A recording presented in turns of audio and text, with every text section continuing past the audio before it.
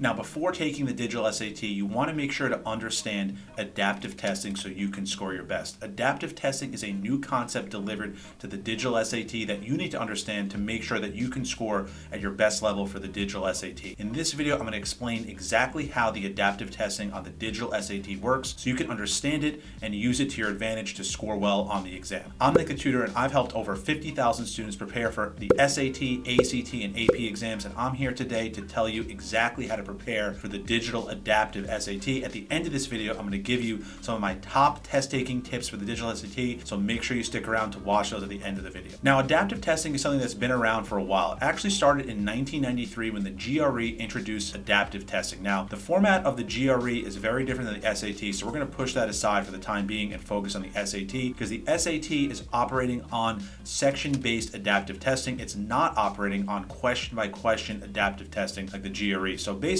on the digital SAT, you're going to take Module 1, the test will grade your Module 1, and then it will adapt for Module 2, whereas on the GRE, it adapts on every single question. Now, why would a testing company want to engage in adaptive testing? Well, the main reason is it shortens the test. So instead of the SAT being 3 hours, it's now 2 hours and 14 minutes, which is much better for students and much easier to take. Adaptive testing is done on a computer, so the test is theoretically much more secure. You can't cheat because on a paper test, you could read off someone else's paper, you could share answers, you could do whatever you want. Obviously not suggesting you do that, but you could. On the digital SAT, this can be very hard to do because the questions can be mixed around. You may get different questions than someone else, so it really makes the test extremely secure. The other main reason is it makes it a lot easier for the testing company to grade the test. Instead of having to ship a bunch of Scantrons back to the College Board so they can grade them with a machine, it now just simply grades you computerized grading, which makes the test much easier for the College Board to deliver and grade. Another huge benefit of adaptive testing is it also gives you your score faster. Because the test is grading in real time, you're going to have your score back in days instead of weeks. Now, another huge reason that the SAT is going to adaptive testing is it enables them to make fewer questions. So instead of having to make tons and tons of SAT questions, they can reuse questions over time, and they've stated that they're going to do this. It's very important that you take practice tests and do practice questions because you may actually see the same question twice, and that's already being reported by students who are taking the test in India and China, where the digital test is already being given. Now, as explained earlier, the adaptive nature of the SAT is section-based. So you take Module 1, it's a mixture of easy, medium, and hard questions.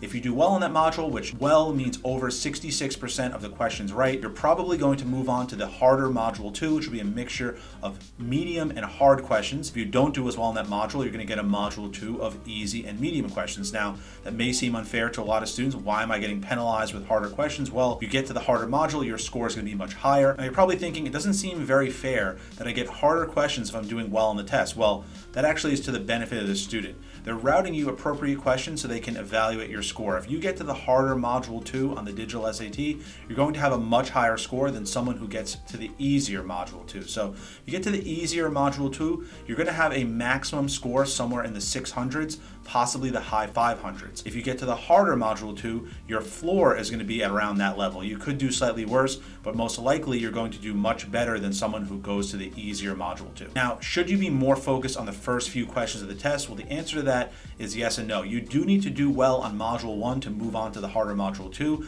but the first few questions don't matter more than the last few questions. Now, there's a little bit of a caveat to that because they are using some level of item response theory because certain questions are going to be weighted more than others. They haven't really shared exactly how that works, but basically, since they're giving you so few questions, they need to give them varying weight depending on what they value those questions at. So if there's a total of 7 punctuation questions on the test, they may need to weight some of them more or less because there's fewer questions than they would have had on the paper test. Now, that means that the digital SAT may feel a little bit harsher than the old paper SAT. Because there are fewer questions, your score may go down more quickly. So if you get 1 or 2 key grammar questions wrong, you may end up with a 760 instead of an 800. So you need to be aware that every question has a very important weight, and you need to do well on all of the questions, of course, to succeed in getting a very high score. But if you want to get more of a middle score, you're going to be able to get some level of questions wrong on Module 1 and Module 2. Now, you're probably wondering, well, This sounds very punitive. What if I make a lot of careless errors? Well, students that make a lot of careless errors are probably going to struggle a little bit on the digital SAT. You have more leeway on the paper SAT because there's more questions. On the ACT, you have over 200 questions,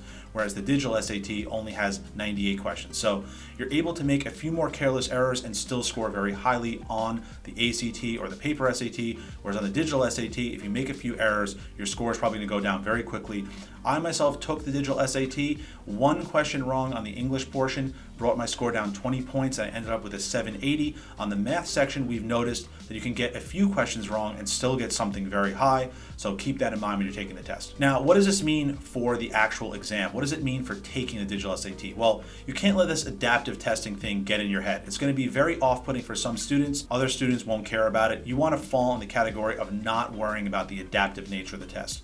You need to do the test to your best of your ability and don't worry about what's going on. If I'm answering the questions correctly, you have to just stay focused on answering the questions. Now, you may also want to use some strategies like double checking certain answers, identifying questions that you feel uncertain about, marking them for review, which is a feature of the Blue Book app, going back to them with the time you have and making sure that you answer those correctly because it will really matter for your score. Now, keeping proper pacing on the digital SAT is going to be hugely important with the adaptive nature because you will have ample time to answer these questions. You're going to have to use some of that to go back over the questions that you're unsure of. So therefore, you need to use the tools that the College Board is giving you with the Blue Book app to make sure that you can do your best on the test. Now, I said earlier in the video I was going to give you some tips for preparing for the digital SAT, so here we go.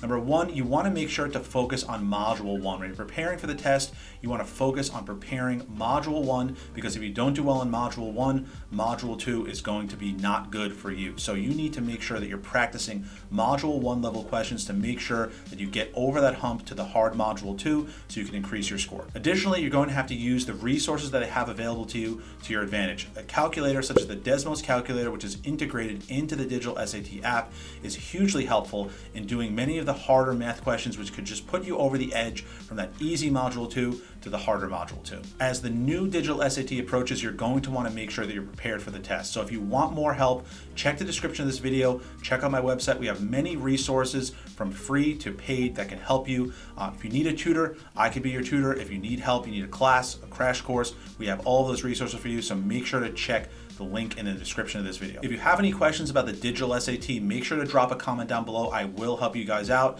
And if you could hit that subscribe button, it helps us out a lot to continue to make this amazing content. Now, if you're preparing for the digital SAT, make sure to check out my digital SAT practice test answer explanation videos where I'm explaining every single answer to every single question on the digital SAT so you can prepare for the test. I'll see you guys in the next one.